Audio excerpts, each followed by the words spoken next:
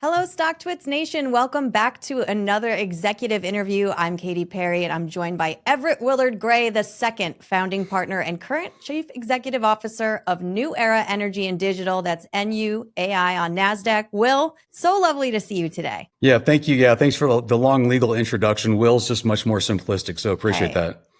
I envy somebody with an original name. I mean, I wish to someday have a name that's not my current name. And so anyone who has multiple names or numbers after, it's cool. If we wanted to throw an Esquire in there, I don't know if that fits, but we could do that too. It's close, I mean, the last name is Gray. There's a lot of analogs to the last name Gray as well on some of the recent books written. So there you go. Yeah, there you go. We all have our things that we have to do. Well, your name is Katie. Yeah, your name is Katie Perry. So I mean, I'm sure you get that. Yeah, you probably got really excited to come on this show, and then disappointment as soon as you got in. So no, you're much greater. So I appreciate that. Thank you.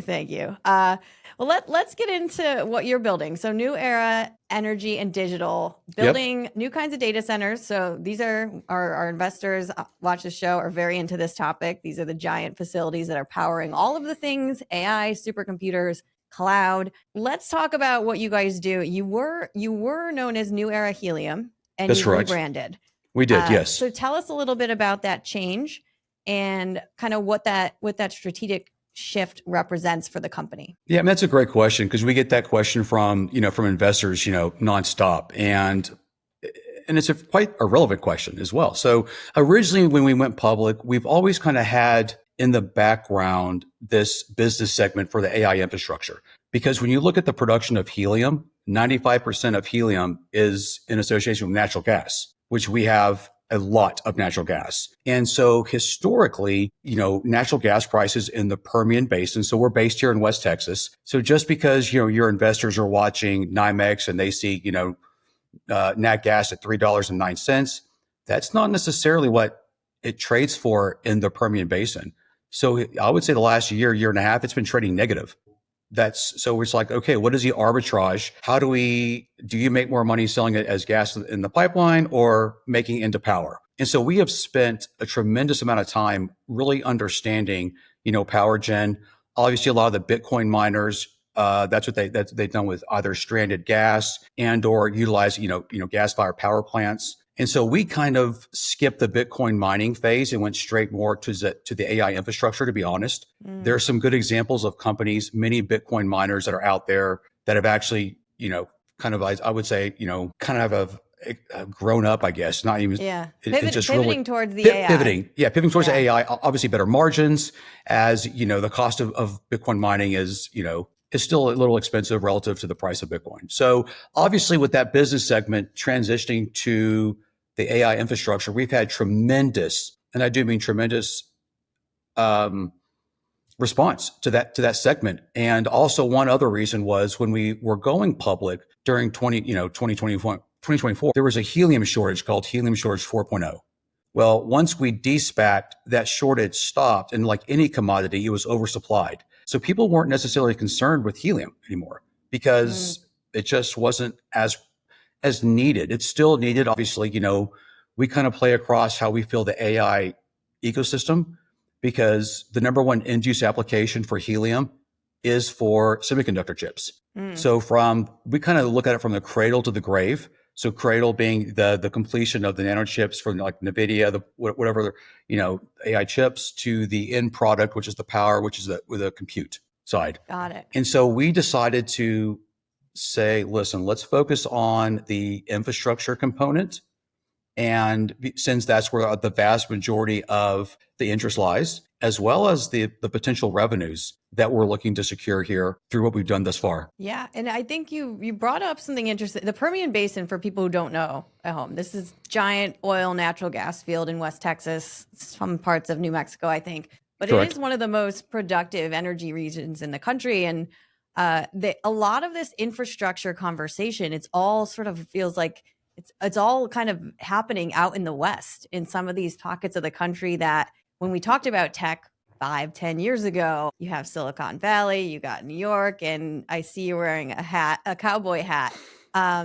What's the regional story here that's interesting to investors? Because you're from Texas. I'm born and raised here in Midland, Texas. And so my family's background has been oil and gas. My background has been more on the land side as well as upstream.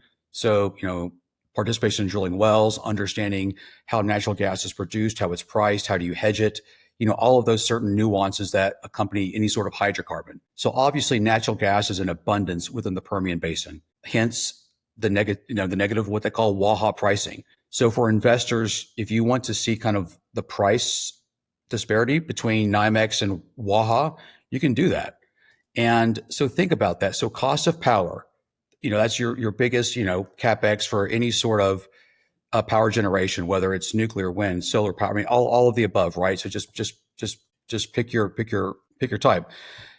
To us, it just made the most sense. So if we're in the most energy abundant corridor, literally within the world, outside of Saudi Arabia, why wouldn't we be developing this internally? So right now within the Permian Basin, there's egress issues, meaning you pipe out all the gas that's being produced. Hence, there's a glut. Thus, there's a negative price on that. So we said, why wouldn't we just build a data center adjacent to multiple pipelines? Everyone's like, okay, it's not really been done out, in the Western regions, but it makes proper sense. And so what we did was really kind of understand, the different aspects of building out, a large scale data center. We've looked at initially, back in the day in 2018, 2019, 70, 90 megawatts was a big facility. Then we said, okay, well, maybe we go to 250. And now it's like, the Mag 7, no one's even looking unless it's over a gig.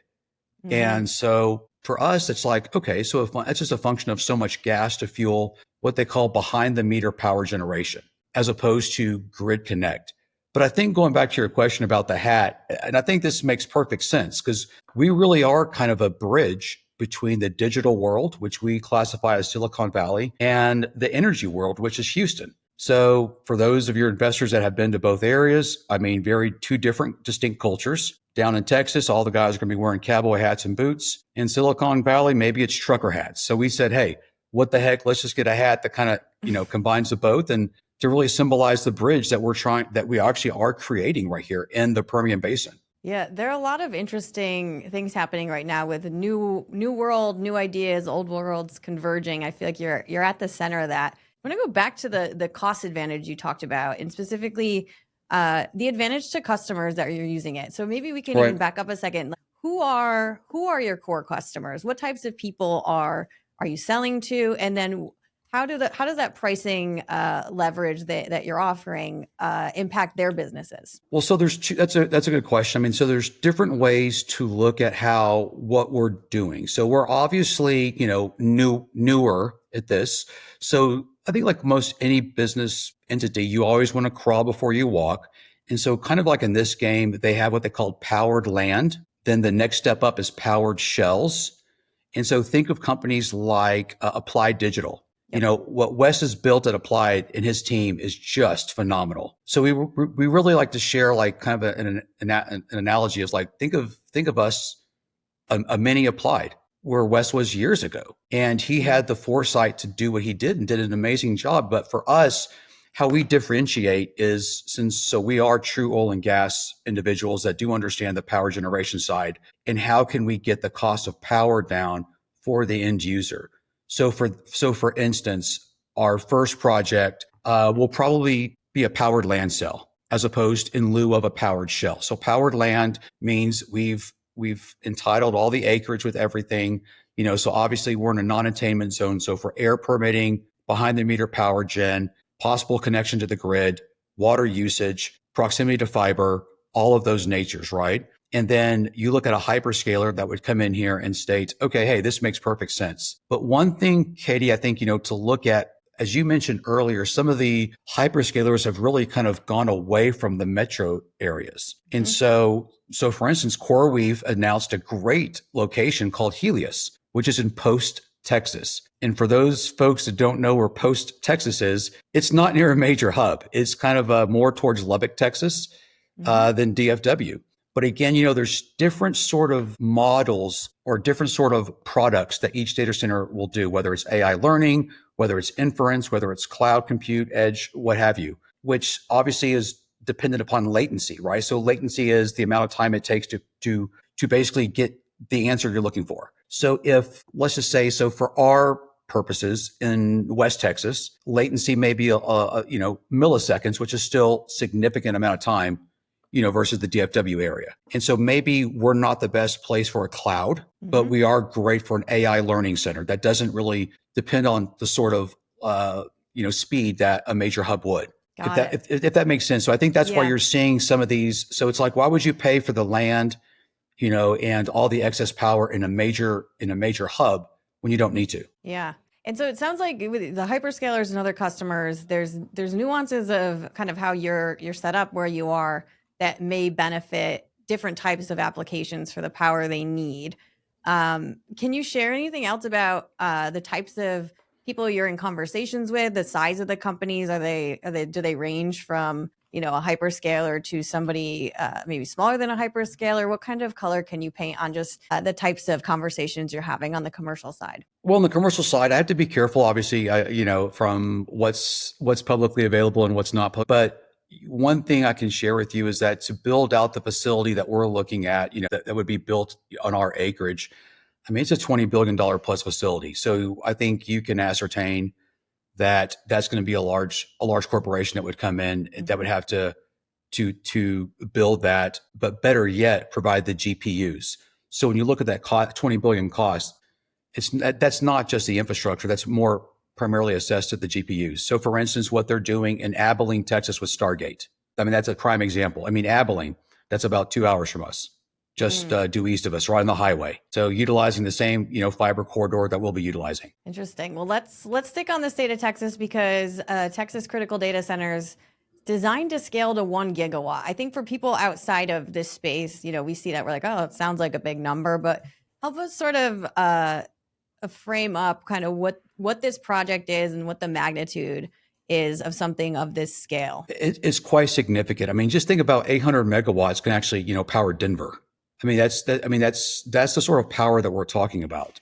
And it's interesting that, when you look at our acreage, so, publicly this has been disseminated, we've closed on 235 acres. We have an option on another 203 acres that are contiguous. But when you look at kind of the existing infrastructure in place, we have 2 peaker plants across the street. One's a 1.1 gigawatt facility. The other one's about a 566 megawatt facility. So, so you look at some of the infrastructure that Encore has within this, and obviously the Texas grid is run by ERCOT. And so we've actually done our preliminary load analysis to understand, how much power can be brought to this location. But I think most importantly, how we differentiate between most other AI infrastructure is we really do lean heavily on what they call behind the meter. And what that means is we create our own power, meaning we will go out, create our own power station and utilize, existing intrastate gas lines to fuel our power. And I think what you have to look at is, okay, what's the downside of that versus the grid? And I don't know if you're aware of this or even if the investors are aware of this, but right now ERCOT's at around 87 gigawatts. And right now there's 200 gigawatts in the queue to be connected. So think about where's that power going to come from? I mean, to get a grid connection in Texas for a data center, it's years. And so obviously, our end customers want speed to power. That is the most important. So obviously we can't facilitate that much quicker by using behind the meter power gen with the idea of hooking up to the grid, down the road. So I think that's what really kind of separates us apart. And then I think also air permitting. So that's one thing that no one's talking about. You see these different sites. Hey, here's 3 gigs, 5 gigs. Okay, that's interesting because, in Texas, there's different levels of, pollutants that you have to abide by before you go to a different, air permitting standard.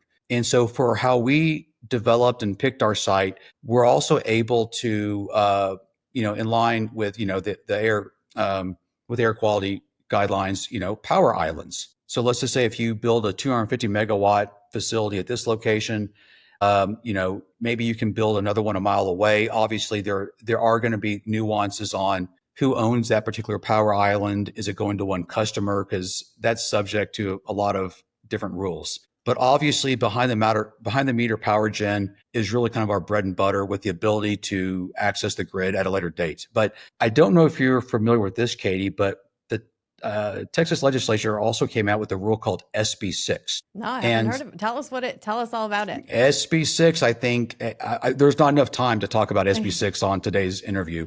But long story short is any new data center connection that does get accepted to ERCOT, they'll be first to be curtailed should there be a lack of power. And when you look at data center, Bitcoin mining, yes, if there's no power, you can shut down. Yep. Hyperscalers, you can't do it. Right. And so they look for, 3 nines, 5 nines sort of redundancy. And so what the state of Texas has done is they're also mandating what they call behind the meter power gen as backup. So I think, because think about that. We do 87 gigs currently, and there's 200 in the queue.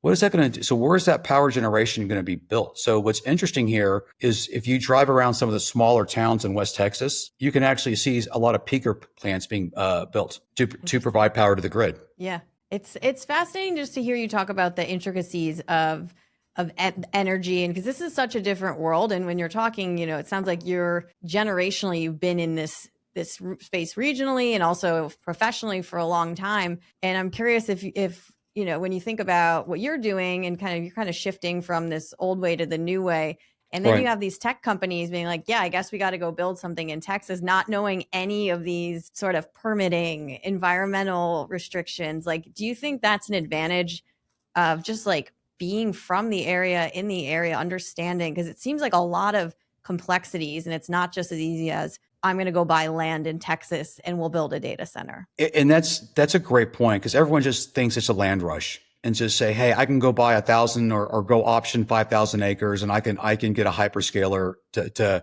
look. You know what? It doesn't work that way. And the great thing about Texas, it's not what you know, it's who you know. And so utilizing, family contacts, friend contacts. I mean, so I'm 50 years old, and a lot of my friends are born and raised in West Texas and been very blessed in doing what they do. And so their connections to understanding, whether it's air permitting, whether it's water usage, things of that nature. So I think that's the advantage that our team has versus some outsiders wanting to come in here and try to replicate what we're doing. Yeah, it's interesting just hearing you talk through it, because it does sound like, oh yeah, let's go get some land and we'll just build it. And like, you're super smart people with engineering backgrounds that can build apps and tech. But like what you're describing, there's a human element. It's like in negotiations with a local official. Like there's a lot to it it's more than just buying the land, which I think it's fascinating. Well, here's what's crazy, Katie. Think about this. So again, with my land background, when you go buy a piece of land in the Permian Basin, you have to think about you're buying the surface, right? Not the subsurface. So you have what they call mineral owners, and those mineral owners have the right to drill whenever they want.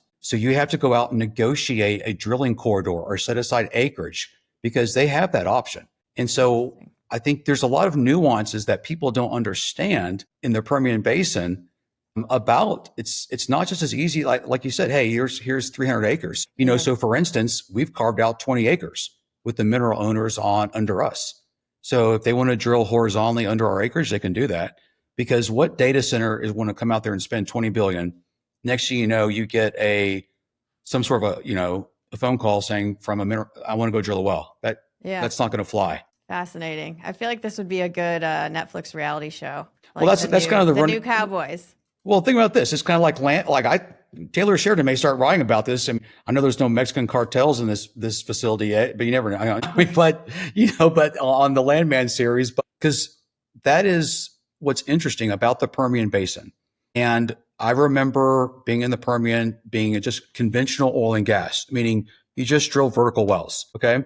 Nothing horizontal, no fracking. And what's interesting is you've seen this revolution of the Permian, and everyone thought it was depleted. And now, since 2010 to current, how many millions of barrels it's produced. And now when you look at all the gas, not to mention most of these wells that are older, it's called GOR, gas oil ratios. They get more gassy and less oil. So we're going to have excess gas. Interesting. And so we're transitioning, in my opinion, to a massive power facility. In fact, so much that we're actually going to be exporting electricity out of the Permian Basin across some new corridors that are being built across Texas. Interesting. Like lots going on, and for our investors, kind of learning about you and the company. What are some of the milestones that they could be looking ahead to, call it the next 12, 18 months?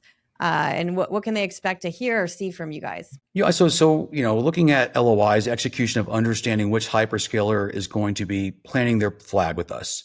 That is first and foremost. And I think that's relatively quickly. I think, from there, that's really kind of incumbent upon the hyperscaler, to be honest, because our job is to facilitate with the power gen. So what they want to do is they want to buy the power from us. They're not here to create the power themselves. And so we've actually, entered into agreement. We've got some great partnerships already set in place with Thunderhead. So behind the meter, 250 megawatts, that's in place with Magwan Capital, Cortex Labs. That's also with Microsoft to understand the sustainability aspect of utilizing natural gas as a fuel source. So how do we create kind of a zero carbon footprint? So we've kind of gone out and done a lot of these things, knowing that these are what the hyperscalers are going to want. But I think, step one is we've got this great property. Now, of course, it is with a joint venture with Era. So we own 50% of that JV. But again, we were wanting to crawl before we walk. So we do have other sites identified, and that would be within our purview at the parent corp, New Era Energy and Digital. So it's just, listen, let's not get too far ahead of our skis. Let's deliver on phase one, so investors can see that, hey, okay, these guys know what they're doing. And then once we do that, which, like I said, relatively short order, then we'll go to phase two, which is, okay, we've got other sites identified, but again, let's just, again, proof of concept's always very nice. Yeah. Build the playbook. Pretty much, yeah, it's 100% correct. Well, I had to throw in a football. Go back to a football reference. It is Friday night. It is Friday night lights out here. So that's you got to do it. You got to do it. That's what we do. We do football and oil out here. So there you go. Yeah. But now mainly electricity. So there you go. That's what I was going to say. Like, this was a whole new side of, for people, from the East Coast, like Texas oil, you just painted a completely different picture. It's really sounds exciting. So thank you so much for taking the time with us today. It's been great to hear about the strategy over at New Era Energy and Digital. Where can our investors learn more about the company online? Do you have an investor website? It's New Era Infra.ai. Infra is obviously short for infrastructure. And it kind of walks through, our current project at Texas Critical Data Centers as well. But I think, also it looks at kind of our board, because we did transition some of our board members and brought on some individuals that are very keen on the power side and also on the crypto treasury side. Some things that are quite interesting that we have in play for the company. All right. Fascinating. Go check it out. Will, thank you so much for the time. I'll let you get back to the day job. Appreciate you. And we'll see everybody back here next time. Yes, ma'am. Thank you, Katie.